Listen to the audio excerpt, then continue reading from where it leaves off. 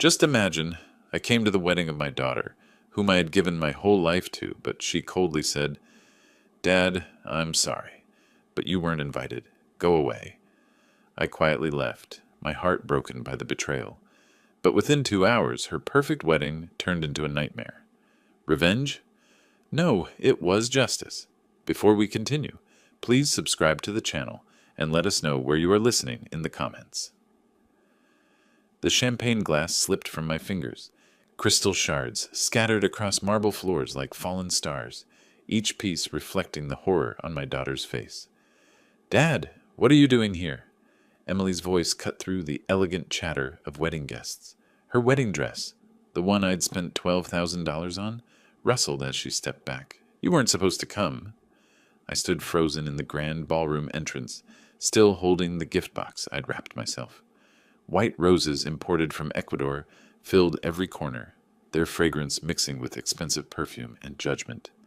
The chandelier above cast rainbow patterns on walls that had cost me 3 months of profit to rent. "Sweetheart, it's your wedding day."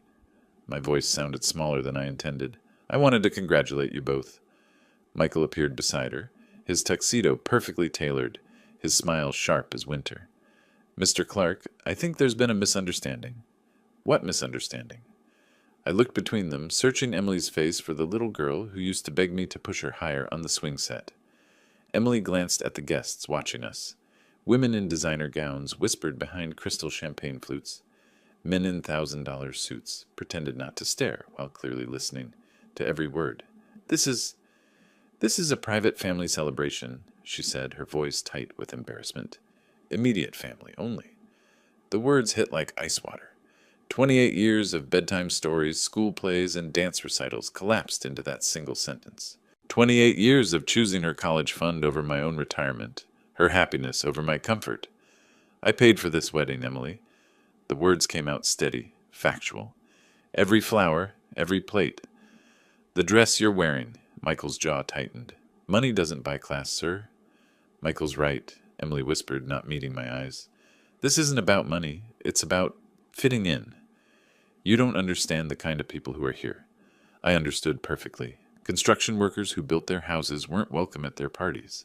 The man who'd sacrificed everything so his daughter could marry into their world had served his purpose.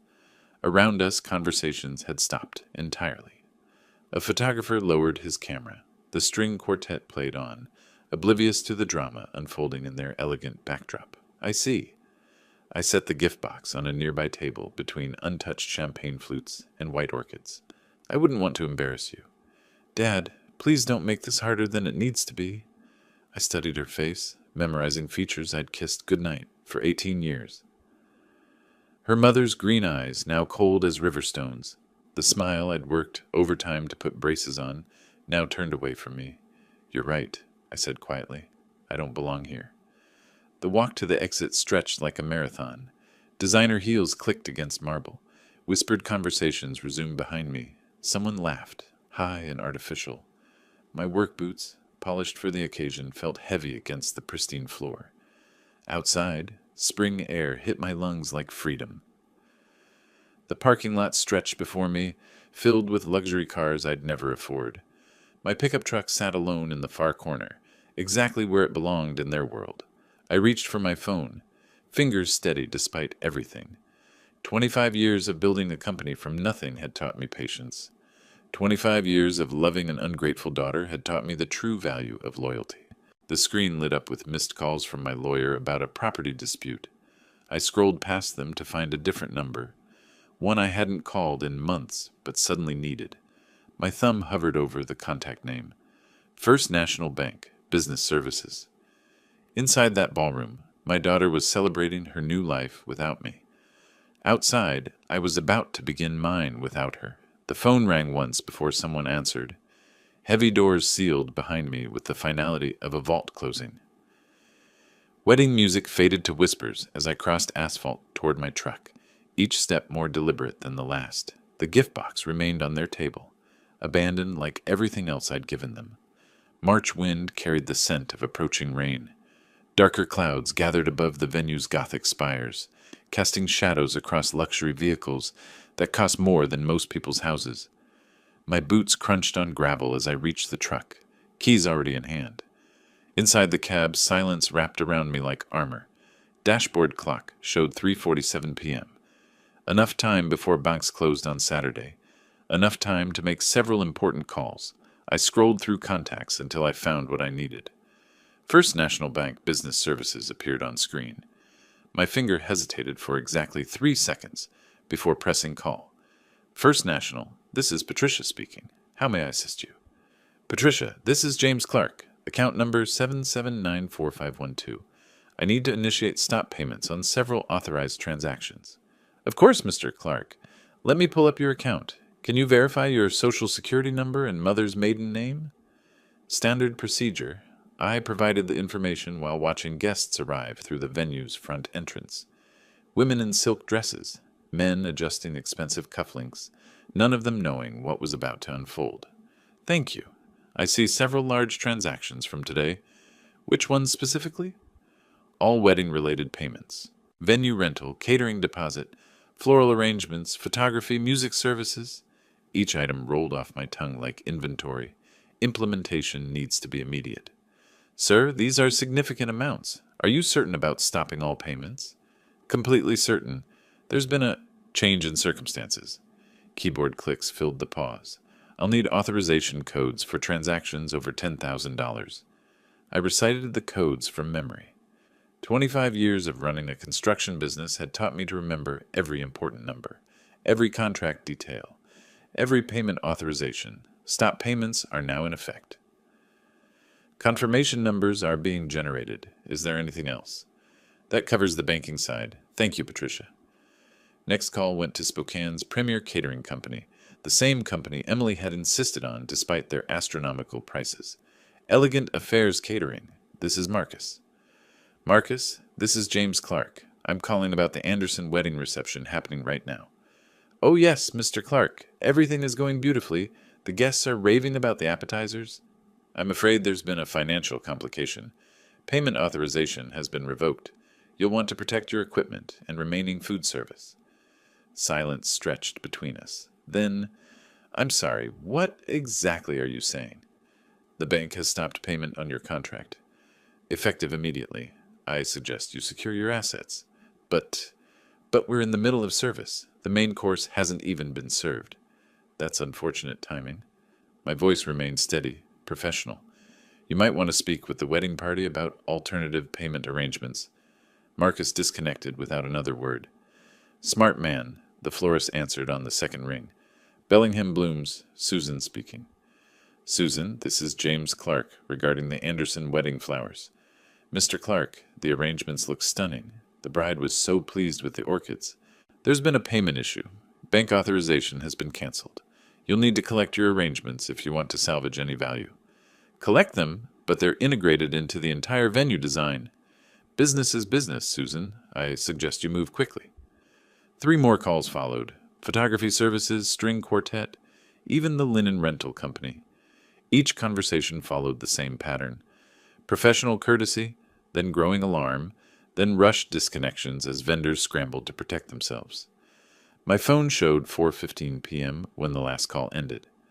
Through the windshield, I watched a white catering van pull up to the venue's service entrance. Marcus, most likely, coming to salvage what he could. Inside that ballroom, Emily was probably still greeting guests, blissfully unaware that her perfect wedding was about to become a very expensive lesson. Michael was likely discussing business with his father's friends, confident in his superiority over simple construction workers. Neither of them understood what they'd truly cost themselves today. I started the engine and pulled out of the parking space, driving slowly past the venue's front entrance. Through tall windows, I caught glimpses of the reception in progress. Crystal glasses raised in toasts, elegant figures moving across polished floors, all of it about to change. My phone buzzed with an incoming call. Emily's number appeared on screen. I let it ring. Dashboard clock read 4:20 p.m. when the first truck arrived. Bellingham Blooms painted in elegant script across white paneling. Susan behind the wheel with 2 assistants riding shotgun. They parked near the service entrance and unloaded empty containers with businesslike efficiency. Through venue windows, I could see the cocktail reception in full swing. Crystal glasses caught chandelier light as guests mingled around Emily's imported orchids. Michael gestured broadly to a circle of men in expensive suits, probably explaining his latest business venture. Neither bride nor groom noticed the florist team entering through side doors. Emily stood near the main entrance, radiant in $12,000 of silk and pearls, accepting congratulations from a steady stream of relatives. Her laugh carried across the ballroom, bright and carefree. The sound would change soon enough. Susan appeared in the ballroom doorway with two large plastic containers. She walked directly toward the main altar arrangement, her assistants flanking the smaller displays. Guests began turning, confusion replacing celebration, as the team started dismantling the centerpiece. "Excuse me." Emily approached Susan with the practiced smile of someone accustomed to managing staff. "We're in the middle of our reception. Whatever you need can wait until later."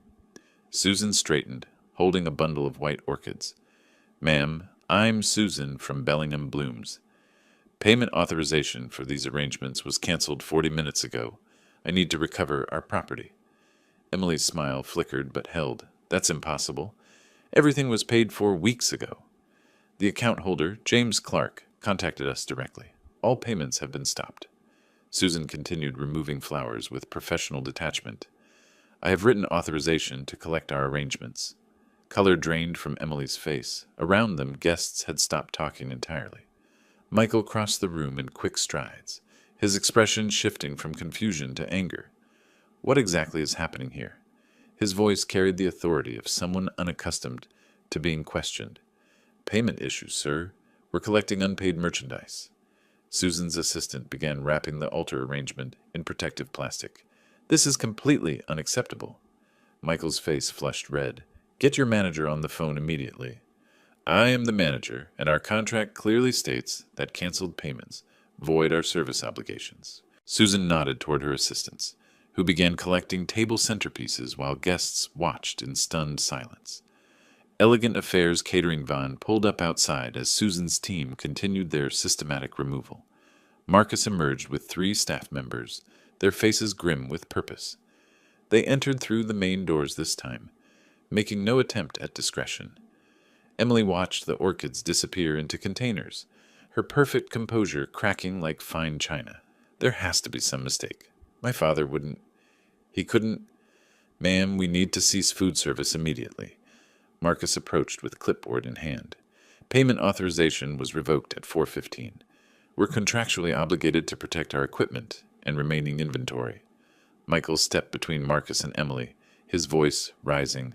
"This is my wedding reception. You can't just stop service in the middle of an event." "Sir, we can and we must. When payment authorization gets canceled, standard procedure requires immediate asset protection." Marcus signaled his team, who began covering serving stations with white cloths. Guests shuffled nervously, champagne glasses untouched in their hands. Conversations had devolved into worried whispers. Someone's phone rang, sharp and intrusive in the tense atmosphere. The string quartet stopped playing when their equipment coordinator arrived. Microphones went silent. Speakers powered down. Even the ambient lighting shifted as the sound technician disconnected his mixing board. Emily stood frozen in the center of her collapsing reception, wedding dress pristine amid the chaos of disappearing services. This can't be happening. Not today. Not like this. "Emily, what kind of arrangement did your family make?" Michael's voice carried new suspicion, his anger redirecting from vendors toward his bride. "I don't know. Everything was supposed to be handled." Her voice cracked with the first hint of genuine panic. The venue coordinator appeared, phone pressed against her ear, speaking in urgent whispers. She approached Emily with obvious reluctance. "Mrs. Anderson, I've just spoken with our accounting department. All payments for today's event originated from a single account belonging to James Clark. That account holder has revoked authorization for every transaction." Emily's composure shattered completely. The little girl who'd been dismissed from her own celebration was finally understanding the scope of her father's generosity and the consequences of her cruelty. She pulled out her phone with trembling fingers, scrolling to a familiar contact. Outside in the parking lot, my phone began to ring. My phone buzzed against the dashboard, Emily's name lighting up the screen. Through the windshield, I could see her silhouette in the venue doorway, phone pressed to her ear with desperate urgency. I didn't answer. Not yet. 25 years of loving that woman had led to this moment. 25 years of believing that sacrifice would build character instead of destroying it. She was 3 when her mother died. Cancer took Sarah in 6 brutal months, leaving me with a toddler who asked for mommy every morning and every night. I could have remarried quickly, found someone to help raise her. Instead, I chose to be everything Emily needed myself. "Daddy, will you read me another story?" she'd asked at age 5, curled against my chest in her pink pajamas. I'd already read 3 books, had an early morning meeting with potential investors. But her green eyes, Sarah's eyes, held such trust. "Of course, sweetheart, Daddy always has time for you." That became my motto. James Clark always had time for Emily, and money, and whatever she needed to be happy. Private school tuition consumed half my quarterly profits when she turned 8. The best education money can buy, I told myself, writing checks that meant fewer business expansions, smaller personal budgets. Emily hugged me when I told her about Riverside Academy. "Thank you, Daddy. I'll study really hard and make you proud." She did study hard, straight A's through elementary school. School plays where I sat in the front row, my construction calloused hands applauding louder than any other parent. Emily would find me afterward, beaming with accomplishment. "Did you see me remember all my lines, Daddy? I was thinking about you the whole time." High school changed things. Riverside Academy meant wealthy classmates with trust funds and summer homes. Emily started noticing differences. Her sweet 16 party cost more than some people's cars. A BMW in the driveway, professional catering, designer decorations. "Everyone else got BMWs, Dad. This Honda is kind of embarrassing." That was 2015, the first time money became expected, rather than appreciated. I should have recognized the warning sign. College expenses nearly bankrupted the business expansion I'd been planning. Northwestern University, Emily's dream school, required sacrifice that went beyond tuition. Sorority dues, spring break trips to Cancun, study abroad programs in Italy. Each semester brought new financial demands. "Dad, I need $3,000 for the business fraternity trip. It's essential for networking." Phone calls became transaction requests. Visits home decreased to holidays only. When Emily did call, conversation lasted exactly long enough to explain why she needed money and how quickly she needed it transferred. Graduate school brought Michael into her life, old money, family connections, everything I couldn't provide despite decades of hard work. Emily started making comments about my appearance at family gatherings. "Could you maybe wear something other than those work boots when you visit?" Michael's friends will be there. The woman who once thanked me for bedtime stories was now embarrassed by the man who'd provided everything she'd ever wanted. Success in construction meant nothing to her new social circle. Building the company that funded her lifestyle made me unsuitable for her lifestyle. Last Christmas, she'd introduced me to Michael's parents as Emily's father, who owns a small business. Small business. 25 years of building Clark Construction from nothing, employing 60 people, earning enough to support her princess lifestyle. Reduced to small business. "Dad, we need to talk about wedding funding. Michael's family has certain expectations for the ceremony. Not, 'Thank you for offering to pay.' Not, 'We'd be grateful for your help.' Just expectations, as if my life's work existed solely to meet her social requirements. The wedding planning meetings felt like business negotiations. Emily brought spreadsheets. Michael offered opinions about cost efficiency. Neither acknowledged that every line item represented months of my labor. Flowers imported from Ecuador. Champagne that cost more per bottle than my workers earned per day. A dress worth more than most people's monthly rent. This isn't about money, Dad. It's about quality. Michael's family knows quality. Quality that my money bought, but my presence diminished. The very success that enabled their dream wedding made me too common to attend it. My phone buzzed again, Emily's third attempt in 5 minutes. Through the venue windows, I could see her pacing, wedding dress trailing behind her like a flag of surrender. 25 years of sacrifice had created this moment. Not a grateful daughter celebrating her father's generosity, but a desperate woman finally understanding what she'd lost. The irony was perfect. The love that had spoiled her would now teach her its true value. I reached for the phone. Time to answer. Engine hummed quietly as I pulled out of the parking lot, Emily's frantic silhouette shrinking in my rearview mirror. Her phone glowed like a beacon in the gathering dusk, calling me for the 7th time in 10 minutes. Each ring felt deliberate, controlled. My timing, not hers. The drive home took 20 minutes through Spokane's Saturday evening traffic. 20 minutes of watching my phone light up with Emily's name, each call more desperate than the last. By the time I reached my driveway, she'd left 4 voicemails. I listened to them while sitting in my garage. Engine off, garage door closing behind me like a curtain falling on the day's first act. Voicemail 1. Dad, something's wrong with the payments. There's been a mistake. Call me back immediately. Voicemail 2. This isn't funny anymore. The vendors are taking everything. People are staring. Just call me back. Voicemail 3. Please, Dad, I don't understand what's happening. Michael's family is asking questions I can't answer. Voicemail 4, her voice cracking. I need you. Please pick up. Please. The phone rang again as I finished the 4th message. Emily's name appeared on the screen, accompanied by a photo from her college graduation, the last time she'd hugged me without needing money first. I answered on the 5th ring. Hello, Emily. Dad, finally. What have you done? How could you destroy my wedding? Her voice carried pure panic now, none of the controlled dismissal from this afternoon. Good. Panic meant awareness. Awareness was the first step toward understanding.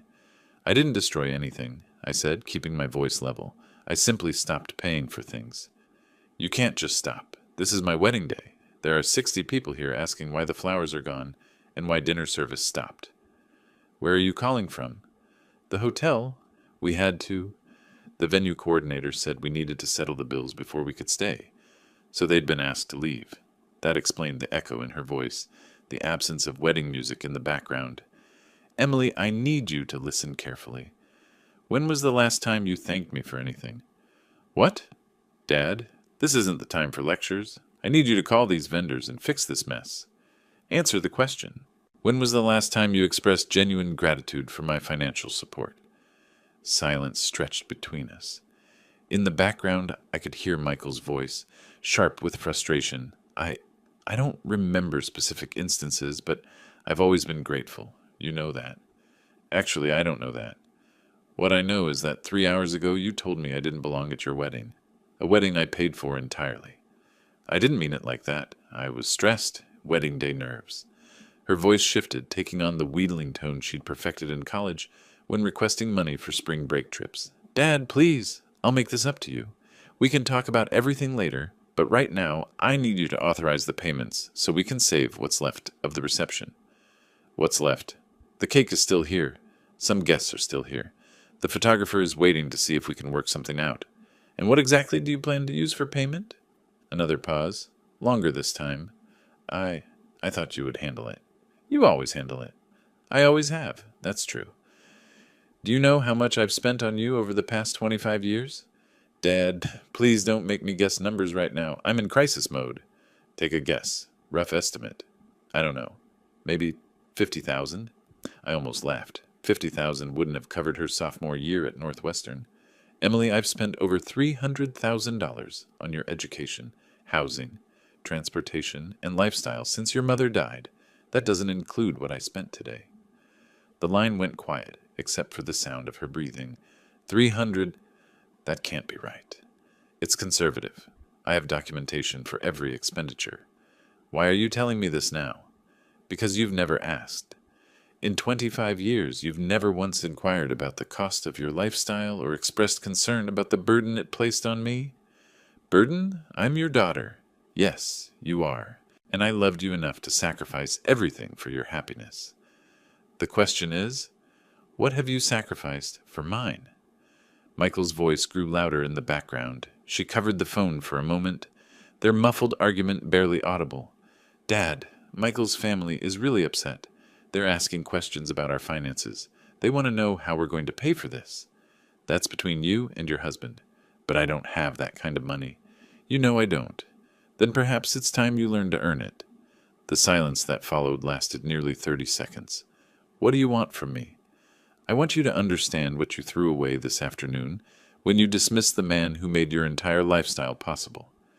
I understand now. I was wrong. Can we fix this? We'll see. I'm reviewing our entire financial relationship. There will be documentation. We'll discuss this properly. When? When I'm ready. I ended the call and turned off my phone. Through my kitchen window, I could see the lights of Spokane beginning to twinkle in the distance. Emily was somewhere out there, facing her first night of financial independence. The education was just beginning.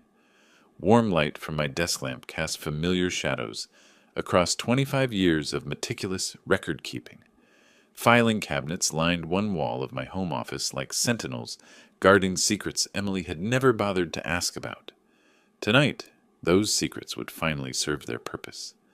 Coffee steamed beside my computer as I opened the first drawer, labeled Emily Education 2000-2025. Behind me, the house settled into evening quiet, but my mind buzzed with the systematic energy that had built Clark Construction from nothing into a 60-employee operation. This wasn't revenge. This was an audit. First folder, Riverside Academy. 12 years of private school tuition, each payment documented with bank transfers and semester reports. $8,000 per year in 2008, climbing to $12,000 by graduation. The math was sobering. $126,000 for elementary and high school education alone. I created a new spreadsheet, fingers moving automatically across the keyboard. Column headers, date, description, amount, category, running total. 25 years of fatherhood reduced to data points and formulas. Northwestern University folder came next, thicker than the others, bulging with dormitory contracts, meal plan agreements, study abroad program fees, tuition alone.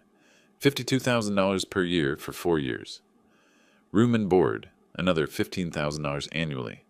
Spring break in Cancun junior year, $3,500. Summer in Italy during her art history phase, $8,200. Essential for my education, Dad, she'd said about Italy. This is how people in my program network. Page by page, receipt by receipt, the numbers climbed. Northwestern total, $284,000. 4 years of college cost more than most people earned in 5 years of work. Transportation folder revealed its own patterns. First car at 16, reliable Honda Civic for $18,000.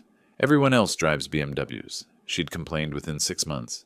Second car at 19, BMW 320i for $28,000. Third car at 25, BMW X3, because Michael's friends drive luxury SUVs. Each car came with insurance premiums, maintenance costs, and registration fees that Emily never saw. Hidden expenses that good fathers absorbed without comment. My phone buzzed. Emily's name appeared on the screen again. I let it ring, adding another entry to my spreadsheet. Phone, iPhone 14 Pro, Max 1299. Technology. Living expenses folder contained the darkest surprises. Post-graduation apartment in Lincoln Park, $2,800 monthly rent for 3 years. Credit card payments when her spending exceeded the generous allowance I provided, averaging $1,100 monthly for 2 years. Designer clothing purchases, spa treatments, vacation trips with friends whose parents funded similar lifestyles. The totals grew like compound interest. Education, $410,000. Transportation, $75,000. Housing support, $125,000. Personal expenses, $180,000 wedding, $147,000. My calculator showed $937,000, nearly $1 million, spent gradually over 25 years, each expense seeming reasonable in isolation. Private school was an investment in her future. College opened doors, a reliable car ensured safety. Nice clothes built confidence, the wedding celebrated love, but the pattern told a different story. Emily had never contributed a single dollar to her own support, never held a job longer than 6 months, never expressed concern about costs or gratitude for sacrifices. I opened the photo albums I'd maintained through her childhood. Emily at 8, gap-toothed and glowing after her first school play. Thank you for coming, Daddy. Did you see how loud everyone clapped? Emily at 12, triumphant after winning the spelling bee. I thought about you when I was nervous, and it helped me remember the words. When had she stopped seeing me as a person worth thanking? When had I become merely a source of funding for her ambitions? My phone rang again. Emily's 14th call since our conversation ended. This time she'd left a voicemail. Dad, please answer. I've been thinking about what you said. I know I haven't been grateful enough. I know I've taken you for granted. Michael's family is threatening to leave if we can't explain the financial situation. I need to know what you want from me. What I wanted was 25 years of appreciation that would never come. What I needed was assurance that Emily understood the value of what she'd casually dismissed. I printed the spreadsheet summary and organized the supporting documents into manila folders: education.transportation, housing, personal expenses, wedding costs. Each folder thick with evidence of love translated into dollars, sacrifice measured in bank transfers. Tomorrow would bring conversations Emily wasn't prepared for, questions about responsibility, accountability, and the true cost of entitlement. Tonight was for preparation. The documentation spread across my desk like evidence in a courtroom case. Nearly $1 million of support provided without question, appreciation, or acknowledgement. Emily had lived like royalty while treating her benefactor like hired help. That arrangement was about to change. My phone buzzed once more with Emily's name. I reached for it, then stopped. Not yet. Let her understand what helplessness felt like. Let her taste the panic of financial dependence without guarantees. The education would continue in the morning. Sunday morning brought crisp March air and the kind of clarity that comes from thorough preparation. My briefcase sat by the front door, loaded with 25 years of documented evidence. Richards and Associates had agreed to an emergency consultation at 9 a.m., professional courtesy between businessmen who understood that some situations couldn't wait for Monday. The law office felt appropriately serious. Mahogany panels, legal volumes lining the walls, certificates documenting decades of successful practice. Margaret Richards herself met me in the conference room, her silver hair and sharp suit projecting the competence I needed. Mr. Clark, I've reviewed your preliminary documentation. This level of record-keeping is exceptional. She spread my folders across the polished table, scanning financial summaries with practiced efficiency. Each page represented months of Emily's lifestyle funded by my sacrifice. The total amount involved, nearly $1 million over 25 years, that's substantial even by our standards. I want this handled professionally, I said, settling into the leather chair across from her. No emotion, just business. Emily needs to understand the financial reality of what she's taken for granted. Margaret nodded, making notes on a yellow legal pad. The documentation supports either gift reclassification or promissory note establishment. Given the pattern of escalating demands without reciprocal responsibility, we have multiple recovery options. She outlined the strategy with surgical precision. Formal demand letter, requesting full repayment within 30 days. Detailed accounting of all expenditures with supporting evidence. Clear timeline for response and negotiation. Professional consequences for non-compliance. This approach transforms a family dispute into a business transaction, much cleaner for everyone involved. By 11 a.m., the documents were prepared. Official letterhead, formal language, serious implications. The demand was simple: $937,000 repayment within 30 days, or legal proceedings would commence. We'll arrange courier delivery this afternoon. Signature required, creating official record of receipt. I drove home with copies of everything, satisfaction mixing with sadness for the necessity of such measures. Emily had created this situation through years of entitlement. I was simply providing the consequences she'd never faced. At exactly 2:15 p.m., my phone rang. The courier service confirming delivery to the Spokane Grand Hotel, room 1247. Signed receipt by Emily Clark Anderson. The formal process had begun. I imagined Emily's confusion when the hotel desk called about a legal delivery. Her assumption it was vendor-related paperwork. Michael taking charge as the responsible husband, breaking the official seal with typical arrogance, then reading. Comprehension dawning slowly. The phone started ringing at 2:47 p.m. Emily's name flashing repeatedly on my screen. I let each call go to voicemail, each message more desperate than the last. Message 1: Dad, what is this legal document? This can't be serious. Message 2: $900,000? That's impossible. You never said these were loans. Message 3: Please call back. Michael's family is asking questions I can't answer. Message 4, her voice breaking. I don't understand how everything went so wrong so fast. At the Grand Hotel, Emily and Michael were discovering what accountability looked like when backed by legal authority. 25 years of gifts had been reclassified as recoverable debt. Their financial dependency was now documented, quantified, and subject to collection procedures.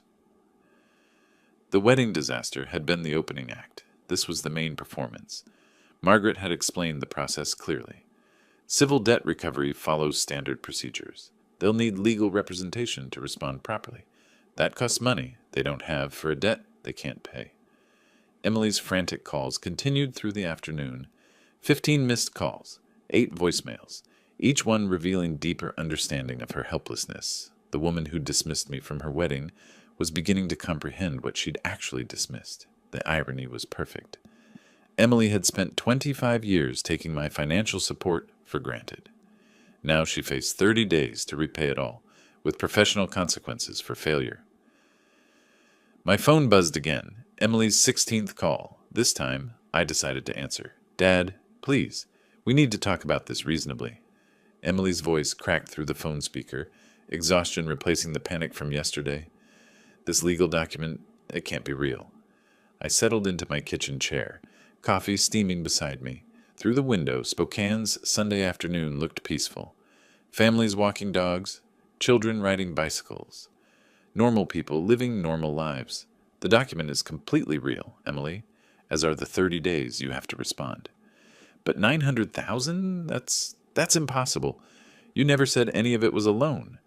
I never said it was a gift either. You simply assumed.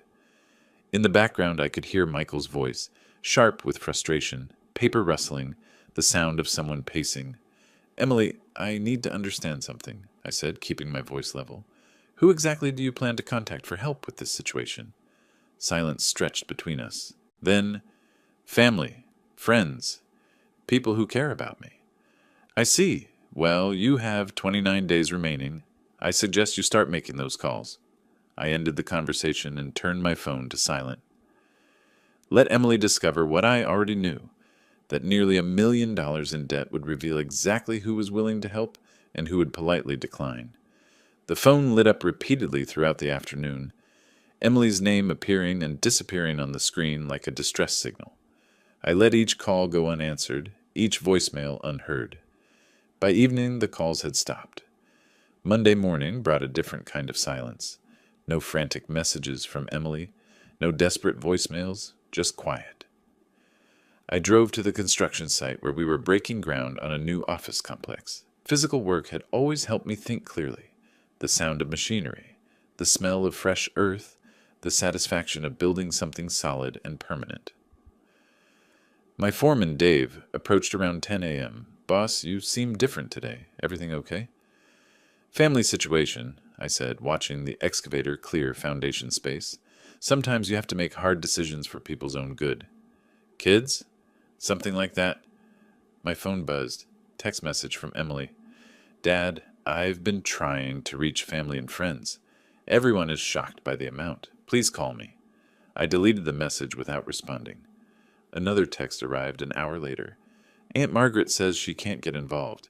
She thinks I should learn responsibility. What does that even mean? Then another.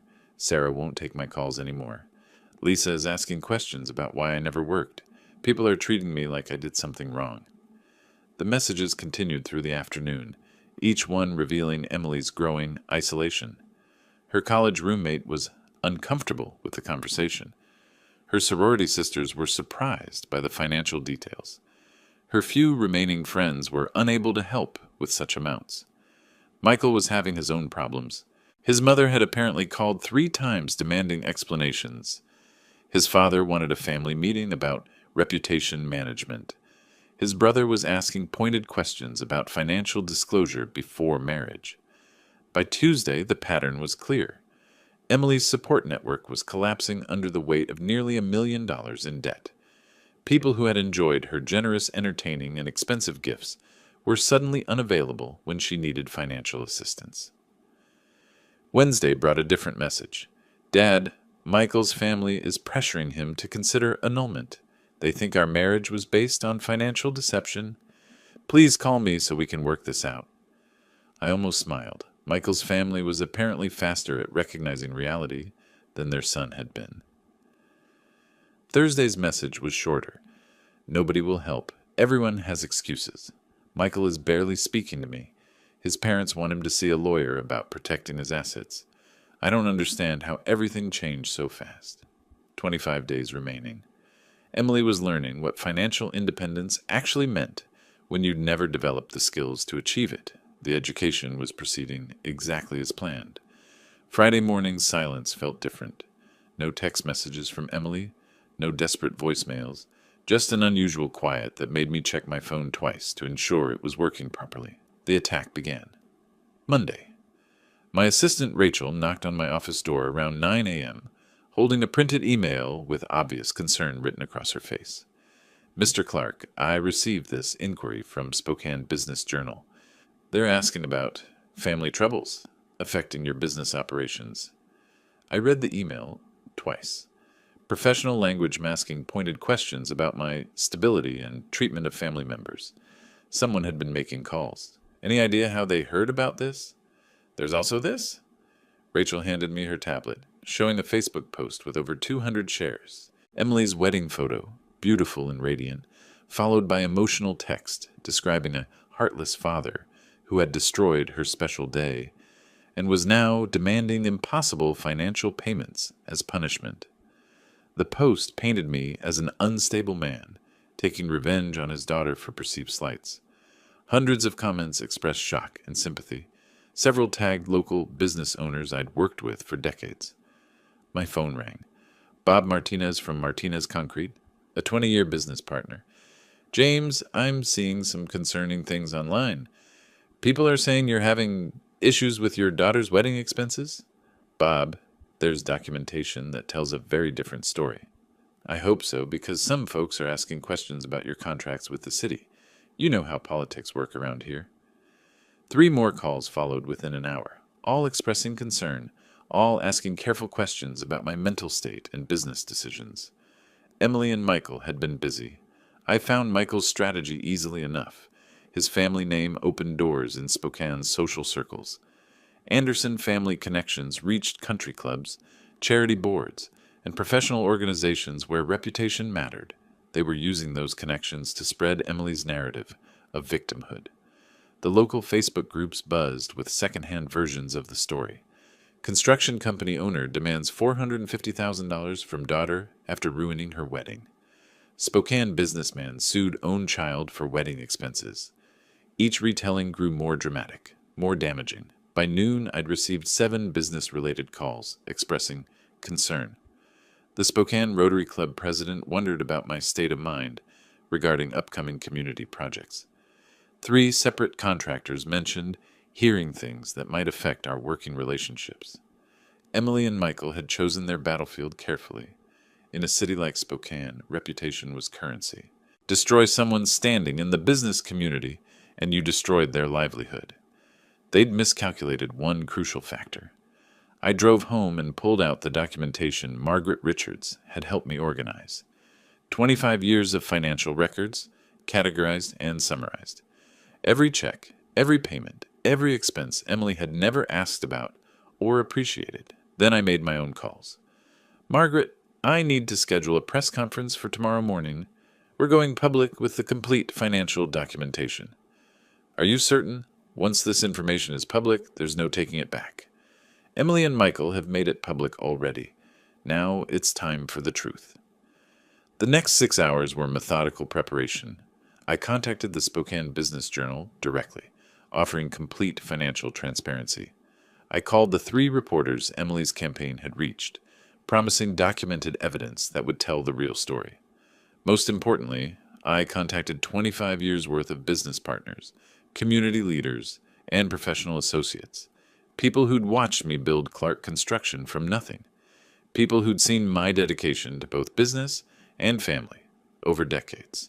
Dave, I'm calling everyone on our contractor list. There's going to be a story tomorrow that sets the record straight about Emily's situation.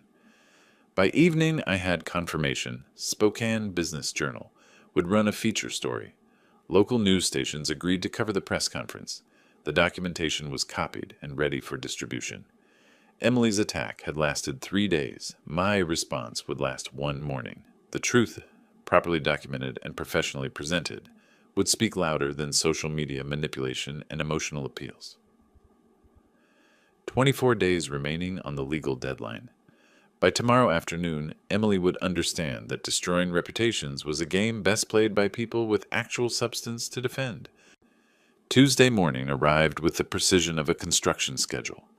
At exactly 9 a.m., I published 25 years of financial documentation across every platform Emily and Michael had contaminated with their lies.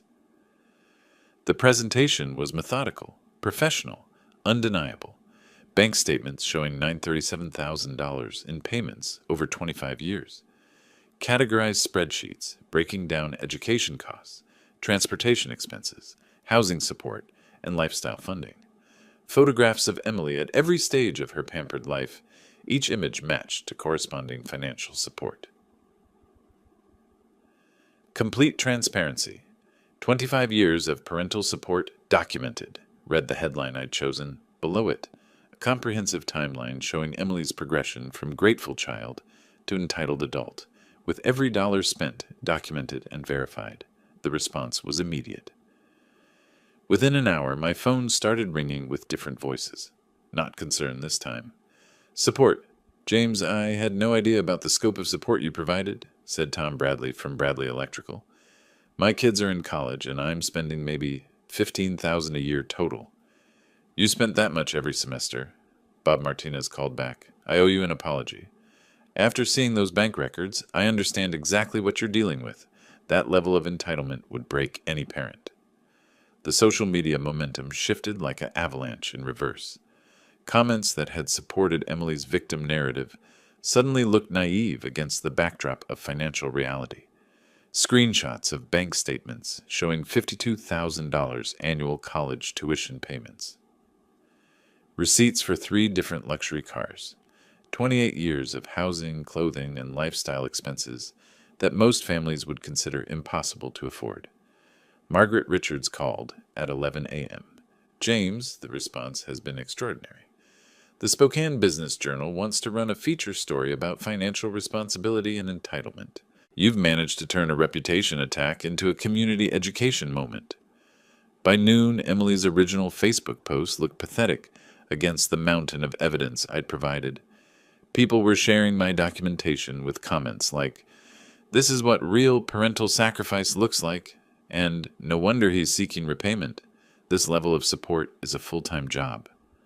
The Spokane construction community rallied completely. Contractors who'd questioned my stability were now sharing stories about my work ethic and integrity. The Rotary Club president issued a public statement supporting my position. Even the mayor's office released a comment about the importance of financial responsibility in family relationships. Dave texted me from the construction site, "Boss, the crew is talking about your situation. Everyone's behind you. Nobody can believe what Emily put you through." Local news stations picked up the story as a human interest piece about parental sacrifice and accountability. The documented evidence made their job easy. They simply had to present the facts and let viewers draw their own conclusions. Emily's attack had backfired spectacularly. Her portrayal of victimhood couldn't survive contact with 25 years of documented financial reality. The community that had briefly questioned my stability was now questioning hers.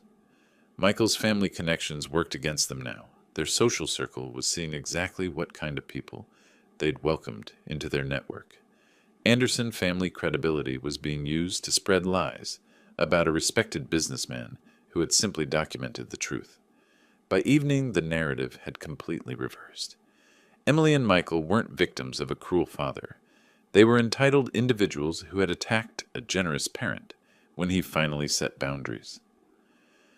The documentation told a story that emotional manipulation couldn't counter. Every bank statement was a chapter in 25 years of sacrifice. Every receipt was evidence of love that had been taken for granted. My phone buzzed with a text from Emily. "Dad, please take down those financial records. People are saying terrible things about us." I deleted the message without responding. 23 days remaining. The education was nearly complete. Michael's phone rang at 6:47 a.m. Wednesday morning, jolting both of us from uneasy sleep. The hotel room felt smaller with each passing hour, filled with the weight of social media, catastrophe, and mounting financial pressure. "Michael, this is your father." The voice carried through the phone speaker with unmistakable authority. "We need to talk immediately." Emily watched Michael's face drain color as he listened to demands she couldn't quite hear. His responses were clipped, defensive. "Yes, I understand the implications. No, I didn't know about the extent of documentation. The situation is more complicated than we anticipated." The conversation lasted 12 minutes. When Michael hung up, he stared at the phone for a long moment before speaking. "My family wants me home. Today." "Home?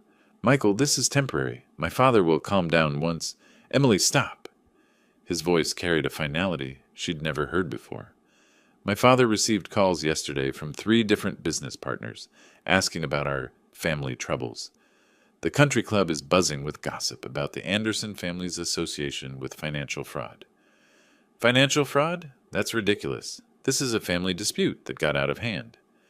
Michael began pulling clothes from drawers, shoving them into his suitcase with sharp, angry movements.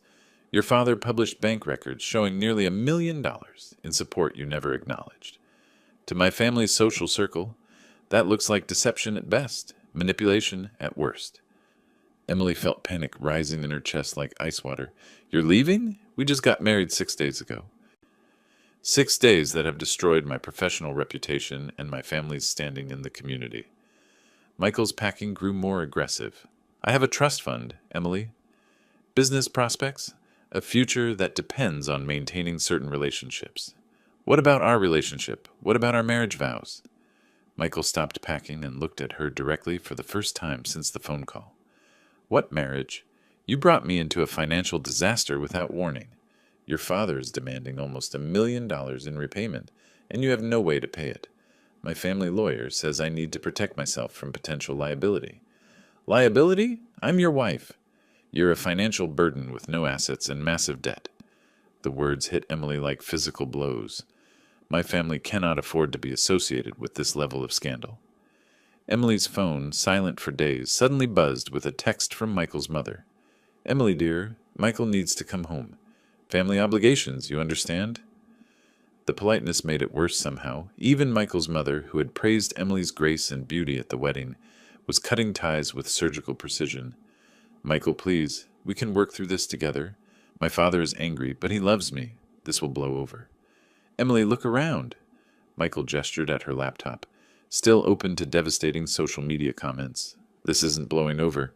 Your father published financial records going back 25 years. People are calling you a trust fund baby who never worked a day in her life. They're right." The accusation stung because it was accurate. Emily had never held a job longer than 6 months, had never contributed financially to her own support, had never questioned where her comfortable lifestyle originated. I was being a daughter. Daughters are supposed to be supported by their fathers. Not to the tune of nearly $1 million over 25 years without any gratitude or reciprocation. Michael zipped his suitcase closed. "My family runs in circles where people contribute to society. They build businesses, support charities, create value. What have you ever created besides expenses?" Emily felt something breaking inside her chest. Not just her marriage, but her understanding of herself and her place in the world. "Where will I go? I don't have money for the hotel. My credit cards are maxed. Everyone has stopped talking to me." Michael paused at the door, his hand on the handle. "Call your father. Apologize. Accept responsibility. Maybe he'll help you figure out how to become an actual adult." "Michael, please don't leave me alone." "Emily, I've been alone in this marriage since it started. You never contributed anything except expectations and expenses." His voice softened slightly. Maybe losing everything will teach you something your father's money never could. The door closed behind him with devastating finality. Emily stared at the hotel room that suddenly felt vast and empty. Her wedding dress still hung in the closet, a reminder of 6 days that had destroyed her entire life. No husband, no family support, no friends, no money. For the first time in 28 years, Emily Clark Anderson was completely alone. She picked up her phone and scrolled to a number she hadn't called since that first desperate Saturday. Her father's contact information appeared on the screen like a lifeline she wasn't sure she deserved to grasp. 22 days remaining to find almost $1 million she didn't have, to rebuild relationships she'd destroyed, to become someone she'd never been before. The phone rang once before a familiar voice answered. "Hello, Emily." His voice carried none of the warmth I'd grown up with, but no cruelty either, just calm acknowledgement that his daughter was finally calling after losing everything. "Dad." The word came out broken, barely above a whisper. I don't know where to start. Start with the truth. Do you understand what happened this week?" I stared at the hotel room around me, at Michael's absence, at my laptop screen still showing hundreds of comments condemning my behavior. The weight of 28 years of thoughtless entitlement crashed down like a collapsed building. I lost everything. My husband left me this morning. His family cut me off completely. I don't have money for tonight's hotel bill. My voice cracked. Everyone hates me. Do you understand why? The question hung in the air like a challenge. For 28 years, I'd blamed others for my problems, made excuses, found someone else responsible for every consequence. Not this time, because I treated you like a bank account instead of a person, because I never appreciated what you sacrificed for me, because I was selfish and entitled and cruel. Silence stretched between us. I could hear him breathing, considering my words. Go on. I saw the financial records you published. $900,000 over 25 years. I never asked where the money came from. Never thanked you properly. Never thought about what you were giving up to provide for me. Tears came freely now, the first genuine tears I'd cried since this began. I dismissed you from my own wedding, a wedding you paid for entirely. What else? I tried to destroy your reputation when you stood up to me. I lied about you on social media. I got Michael's family to spread rumors about your character. The admissions felt like removing poison from an infected wound. I became everything wrong with spoiled children who never grow up. Emily, his voice softened slightly. Do you remember when you were 8, after your mother died? You hugged me every night and told me I was the best daddy in the world. I remember. I wanted to give you everything because I loved you. But somewhere along the way, giving you everything became the reason you stopped loving me back. I never stopped loving you, Dad. I stopped showing it. I stopped being grateful. I stopped being a daughter and became a consumer. What do you want from me now? The question terrified me because I understood it wasn't just about immediate help. It was about what kind of relationship we could have going forward. I want to earn your respect. I want to become the daughter you deserve to have. I want to learn how to be an adult who contributes instead of just taking. I wiped my eyes with the back of my hand. But first, I need help surviving long enough to prove I can change. What kind of help? I need enough money to stay in the hotel for 1 more week while I find a job. Any job. I need a chance to prove I can support myself. Emily, if I help you this time, there will be conditions. Anything. You'll find employment within 2 weeks. I don't care if it's cleaning offices or waiting tables. Pride is a luxury you can no longer afford. I understand. No financial requests for 6 months. You prove you can live on what you earn. Yes. We'll talk once a week, but our conversations will be between 2 adults, not between a parent and dependent child. I want that. I want to earn the right to be your daughter again. Emily, I'm going to transfer $1,000 to your account. That covers this hotel for 1 week and basic groceries. After that, you're on your own. Dad, thank you. I know I don't deserve... You're right. You don't deserve it, but everyone deserves 1 chance to grow up, even at 28. His voice carried both sternness and hope. Emily, I've always loved you. Now I want to see if I can respect you too. I won't let you down. Not again. We'll see. Love you, sweetheart. The call ended, but for the first time in a week, I felt something other than despair. Not relief exactly, but possibility, the chance to become someone worth respecting. 21 days to prove I could change, a lifetime to earn back what I'd thrown away. I opened my laptop and started searching for jobs in Spokane. Every entry-level position looked intimidating to someone who'd never really worked, but intimidating was better than impossible. For the first time in my life, I was going to earn something myself. The education was finally beginning. If you liked this story, please like this video, subscribe to the channel, and share your impressions of this story in the comments. To listen to the next story, click on the box on the left. Thank you for watching.